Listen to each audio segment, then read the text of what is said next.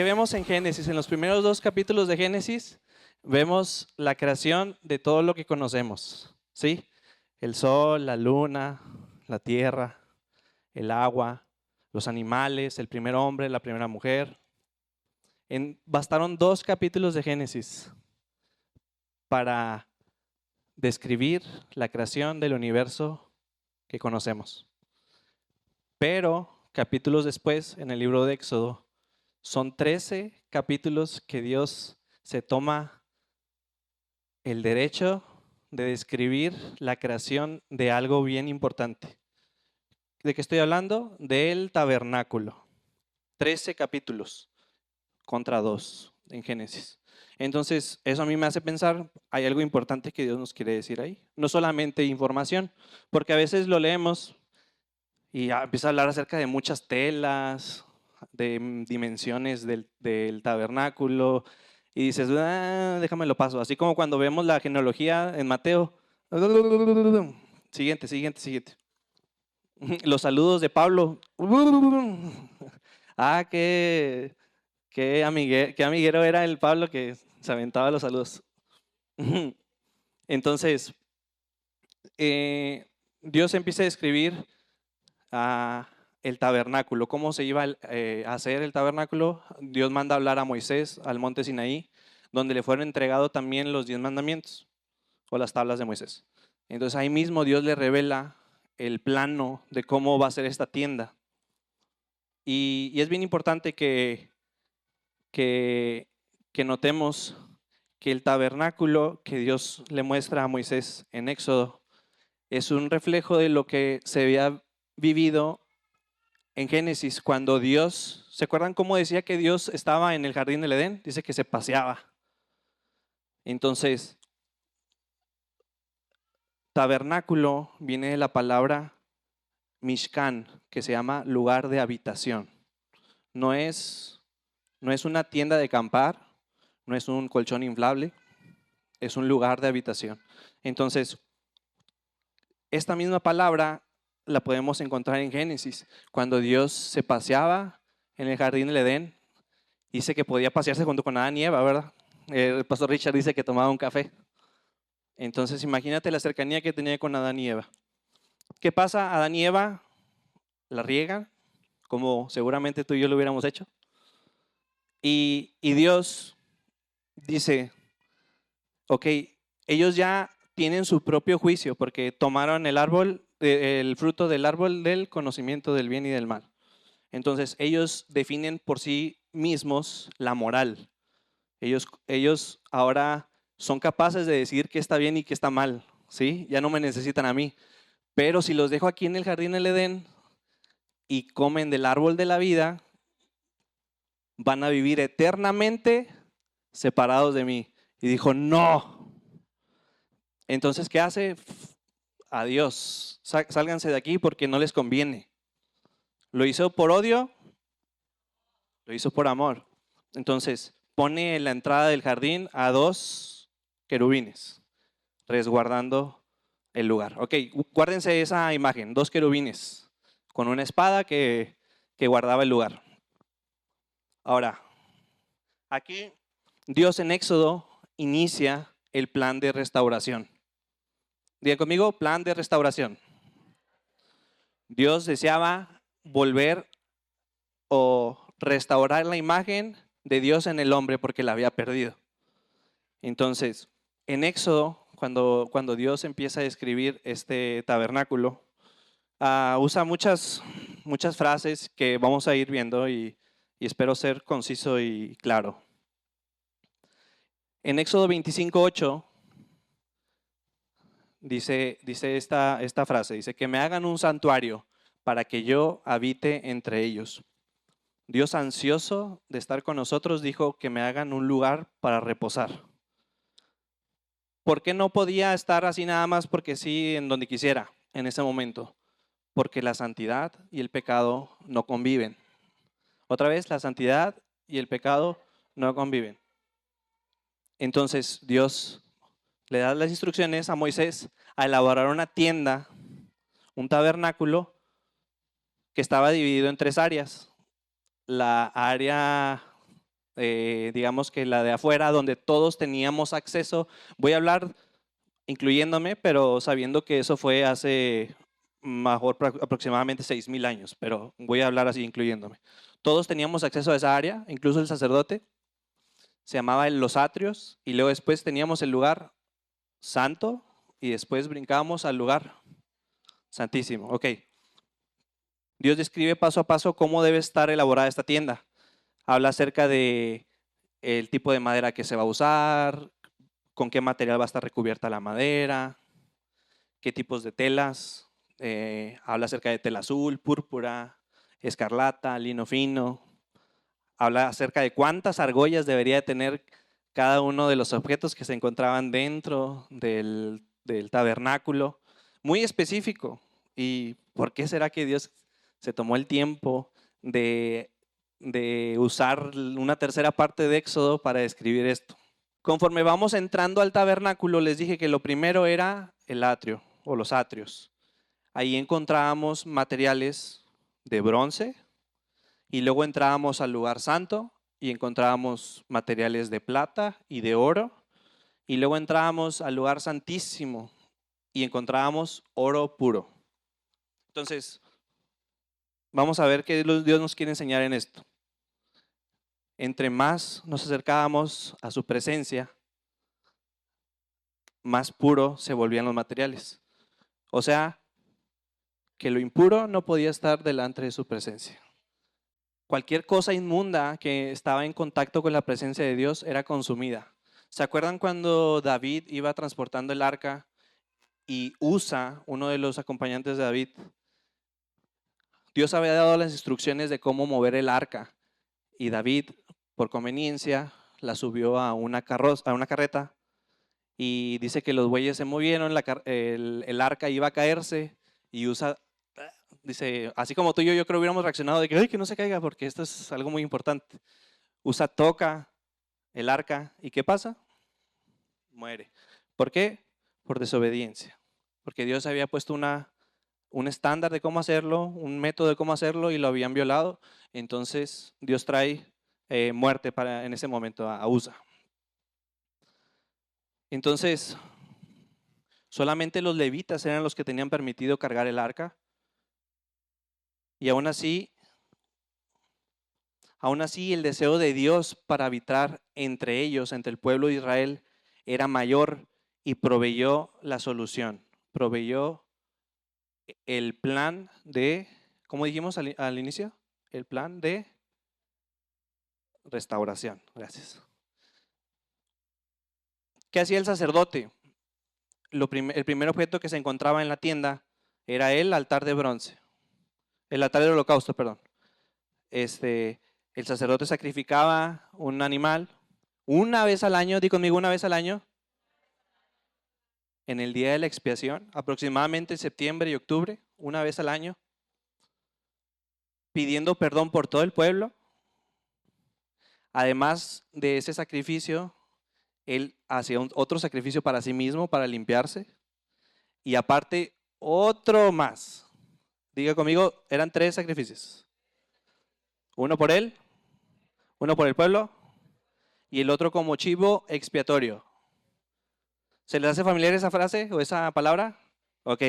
El chivo expiatorio, ¿qué hacía, qué era, o qué representaba el chivo expiatorio? Era que la transferencia del pecado del pueblo, bueno, más bien, el pecado del pueblo se transfería hacia el chivo nos daba su pureza, y el chivo era lanzado hacia el desierto para que se perdiera y quedara, digamos, borrado todo pecado. Ese sacrificio que hacía el otro animal que sí degollaba para el perdón de pecados para todo el pueblo, de él tomaba sangre, y el sacerdote, el sumo sacerdote, porque solamente había sacerdotes y había sumos sacerdotes, solamente el sumo sacerdote podía entrar al lugar santísimo, llevaba consigo la sangre.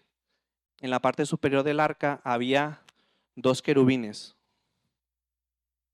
¿Se acuerdan de algo que mencionamos anteriormente? Ok. Entonces, otra vez 2 querubines. Acá se le llamaba el propiciatorio. Dí conmigo, propiciatorio. En hebreo, caporet o lugar de expiación, donde se borraba la culpa o el pecado. Entonces, el sacerdote rociaba o derramaba la sangre del sacrificio en la parte de arriba del propiciatorio. Y tú imagínate como si fueras Dios. Tú estás en la parte de arriba y tú volteas hacia abajo, ya una vez derramada la sangre, ¿y qué es lo que ves? Pura sangre. O sea, ves, ¿y de quién era la sangre? Del sacrificio, ¿no? De un cordero. Entonces Dios veía la sangre del cordero y decía, limpio, excelente, mi pueblo es limpio y ahora puedo estar con ellos para siempre. No, un año más. Y el siguiente año, otro año más. Y luego el siguiente año, otro sacrificio para poder estar otro año más con ellos. Imagínate. Entonces, año tras año era un recordatorio de, soy imperfecto, necesito un sacrificio para poder estar delante de Dios, para poder tener su gracia. Imagínate. Gracias a Dios, la cosa no se quedó así. Ahora, el arca no era un objeto común, así no era algo que podemos dejar por alto, sino era un trono. Por la forma en la que estaban los querubines, que estaban así postrados, cubriendo con sus alas, podemos ver que era un trono y en ese entonces todas las personas que tenían otros dioses como los babilonios, los cananeos, los asirios, todos tenían templos, ¿sí? O sea, esto no era un concepto nuevo del tabernáculo, todos tenían templos. En esos templos, en el lugar más escondido, en el lugar más preciado, tú entrabas, tal vez era una puerta, tal vez eran telas, entrabas y teníamos una estatua, teníamos una imagen del Dios al que servían. Y aquí en el tabernáculo entramos al lugar santísimo, se abre la tela, el sumo sacerdote la abre y tenemos todo apuntando hacia a la mitad, hacia donde, el centro de los querubines y no hay absolutamente nada. ¿Por qué? Porque el Dios del universo no puede ser contenido en una estatua. El Dios que tú y yo conocemos no puede ser contenido en una imagen. Okay. Entonces, este concepto del templo no era nuevo. La gente que vivía en ese entonces, por ejemplo los babilonios, ellos también tenían un templo donde el lugar más escondido de ese templo era donde se ponía la estatua de su Dios o la imagen. Entonces, cuando tú entrabas al tabernáculo, cuando el sumo sacerdote entraba al tabernáculo y se dirigía al lugar santísimo y abría las telas, resulta que en el medio del trono, porque dijimos que el arca del pacto no es un objeto común, sino era un trono, un lugar donde se sienta el rey. Entonces en el centro no había nada, ¿sí? Tú, si tal vez lo pudieras ver, porque en ese entonces nadie lo podía ver, pero si tú hubieras estado ahí y hubieras podido prender la luz, tú verías nada en el centro, o sea, nada. Porque el Dios del universo no puede ser contenido en una imagen, en una estatua. Así de grande era nuestro Dios. Entonces yo creo que Dios se burlaba cuando veía esas imágenes. No, hombre, chavos, no saben ni lo que están haciendo. Entonces cada detalle de esta tienda, digo amigo, cada detalle de esta tienda apuntaba a Cristo. En la Biblia tenemos paralelismos, es decir, cosas que suceden en el Antiguo Testamento que podemos ver reflejadas en el Nuevo Testamento. Cristo se volvería después el cumplimiento de todo esto. ¿Cómo? ¿Cómo, Fer? ¿De qué estás hablando? Si pasó miles de años después. Cuando Jesús dice en Mateo 5, 17, cuando está dando el sermón del monte, dice, no he venido a abolir la ley, sino a cumplirla. Es decir, todos los mandatos de Moisés, yo los vine a cumplir. Estaba en el monte de la transfiguración y también dice se presentan ¿quiénes? Elías, Moisés y Jesús. Y dice, hay una voz en el cielo que dice a él oíd. Es decir, la ley ya no. Y Jesús dice, yo no he venido a abolir la ley. O sea, la ley sí valía, pero yo vine a cumplirla. Y después Juan el Bautista está en el río bautizando gente y ve a lo lejos que se viene acercando una persona. ¿Y qué dice? Así me imagino entre multitud así. Ahí está el Cordero de Dios que quita el pecado del mundo. El mismo, ven el paralelismo del sacrificio del sacerdote en el altar del holocausto, en el altar del holocausto. Sí logran ver cómo era un cordero el que se necesitaba para el perdón de todo el pueblo año tras año, pero no era permanente, no era definitivo el sacrificio. Sin embargo, Juan se da cuenta y dice, Él es el Cordero de Dios que quita el pecado del mundo para siempre. Es tan importante el intercambio que lo imperfecto y lo impuro, Dios lo aborrecía. O sea, imagínate, Dios les decía que prepararan y escogieran al mejor de los chivos, de los corderos, de las palomas, pero ellos, para ahorrarse todo ese proceso de vamos a alimentarlo de chiquito, vamos a cuidarlo, vamos a observarlo por 3 días, para ver que todo esté bien. Imagínate, para brincarse todo ese proceso llegaban al templo donde estaban todos los comerciantes y luego, aquí tengo tantos denarios, dame el borrego y este borrego voy y lo llevo al templo. Entonces, ¿qué costo era para ellos más que algo monetario, no? No representaba ningún tipo de sacrificio de tiempo, de esfuerzo. Tal vez pues les costó algo, ¿no? Pero tan importante era el intercambio que Dios aborrecía lo impuro y lo imperfecto, porque tú y yo nos merecemos más que eso. Dios, ya me imagino a Dios así de que no, es que necesitas un sacrificio perfecto, necesitas un cordero perfecto y yo lo voy a proveer. No te conformes con esos animales que consigues o sea, que tú das algo monetario por ellos y está listo. Nuestra justicia es Cristo. Otra vez, nuestra justicia es Cristo. No por mérito, sino por gracia. Yo no lo merecía, iglesia. Nosotros no lo merecíamos, ese sacrificio perfecto, ese cordero inmolado. Nosotros no lo merecíamos, pero voy a poner este ejemplo. De chicos, ¿alguna vez alguien dijo, mis papás no me quieren? A ver, ¿quiénes? Dijimos, es que mis papás no me quieren. Pero fuimos creciendo y nos fuimos dando cuenta que los papás hacen otras, no solamente el cumplir nuestros caprichos significa amarnos, sino que hay otras cosas que nos dan a entender que lo hacen, ¿verdad? Una es tal vez la provisión económica de nuestro papá o mamá. Y dices, sí, mi papá la verdad trabajaba todo para darnos todo y no nos faltó nada. Entonces, significa que mi papá me amaba. Entonces, esto mismo pasaba en esta situación. Yo no lo merecía, pero todo lo que hizo Dios me hace entender que lo merecía. ¿Sí? Es bien importante entender esto porque si nos quedamos con el entendimiento de que no lo merecía, nos quedamos solamente en el sacrificio y no salimos de ahí, no lo merezco, pero gracias, no lo merezco, pero gracias. Y venimos aquí el siguiente domingo y no lo merezco, no soy digno, pero gracias.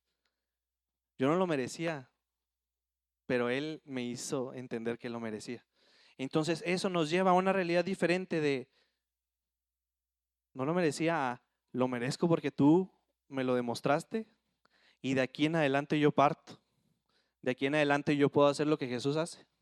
De aquí en adelante yo soy lo que Jesús es. Yo tengo lo que Jesús tiene y yo soy lo que Jesús es. Sí. Cuando fue terminado el tabernáculo, ya que Moisés puso el último detalle y se ofreció holocausto para inaugurarlo, pasó algo bien importante en Éxodo 40. Dice que una nube cubrió el tabernáculo. Di conmigo, una nube cubrió el tabernáculo y la gloria de Dios llenó el templo. Y aquí vemos por primera vez la palabra Shakan en hebreo. Y ¿De dónde viene esta palabra? Algunos la conocen como Shekinah, pero la palabra Shekinah no existía en ese entonces, fue una que se elaboró después. Entonces, Shakan, que significa la gloria de Dios viviendo o sea, viviendo al lado de su pueblo. Entonces, fue terminado el tabernáculo, ahora sí Dios tenía un lugar para habitar, un lugar de reposo, y dice que Jesús bajó o sea, que Dios bajó como en forma de nube y habitó en su pueblo. Tan fuerte era la nube que dice que Moisés no podía entrar al tabernáculo. Y luego, di conmigo, paralelismo. ¿Qué sucedió en el día del Pentecostés? Un viento fuerte. ¿Ah? Y lenguas como de fuego, dice la palabra. Entonces, esto que pasó en el tabernáculo es un paralelismo a lo que sucede en el día de Pentecostés. Se termina el tabernáculo, Dios tiene un lugar de reposo permanente. No, no, porque después vienen y lo deshacen y tienen que armar otro y pasan muchas cosas. Pero en el día del Pentecostés, ya que Jesús está con sus discípulos y dice que hubo como un viento recio y se reposaron sobre ellos lenguas como de fuego. Di conmigo, reposaron. Otra vez, reposaron. Para encontrar en nosotros la habitación permanente. No es coincidencia que la palabra en el Nuevo Testamento ahora dice, nosotros, tú y yo somos el templo de Dios. O sea, no es coincidencia. Ahora entendemos cuando Dios dice en la palabra, somos el templo de Dios. Y que dice que lo guardes, ¿no? Dios elaboró un plan tan detallado y perfecto para restaurar nuestra imagen de una carnal a una como la de Él, con el único propósito de habitar en nosotros. Dios anhelaba tanto el estar cerca de nosotros que proveyó todo un plan que sucedió en un día. No, sucedió desde que abrimos la Biblia en el primer capítulo, en el Génesis. Desde ahí Dios, viendo cómo, ok, si ellos van a elegir por su cuenta, los amo tanto que les voy a dar la capacidad de elegir, pero si ellos eligen mal, entonces yo tengo este plan para volver con ellos y tener la misma comunión que tenía desde el inicio. Un plan que tardó aproximadamente 4000 años. Dime si no eres importante. Voltea al que está a tu lado y di, ¿eres importante? 4000 años. 4000 años para que el Cordero de Dios se hiciera, para que el Verbo de Dios se hiciera carne y habitara entre nosotros. Hizo de cada uno de nosotros su lugar de reposo permanente.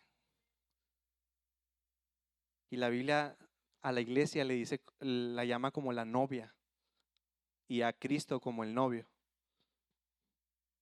Porque el novio, fíjate, en la cultura judía no había este noviazgo como el que conocemos acá en el occidente, que voy a andar con ella a ver si me gusta. Me voy a ir a vivir con ella unos años para ver si somos compatibles. Y si no, pues bueno, ahí terminamos y ya no tuvimos ningún compromiso, ningún papelito que nos amarrara. No existía este concepto del noviazgo. Acá el noviazgo era el tiempo de, ¿cómo se llama? Cortejar, gracias. El tiempo de cortejo, pero con el propósito del matrimonio. Entonces, Cristo con amor sacrificial, con amor hasta la muerte, se entregó completamente para que tú y yo fuéramos totalmente puros, libres de pecado, permanentemente. Di conmigo, permanentemente. Yo no sé, pero si entendieras así la profundidad de esto, yo creo que estaríamos brincando, saltando y llorando y una nube seguramente se aparecería aquí y la presencia de Dios estaría tan gruesa. Pero llévate este mensaje contigo, que el anhelo de Dios somos tú y yo. Una comunión perfecta, no por lo que hicimos, sino por lo que Cristo hizo por nosotros.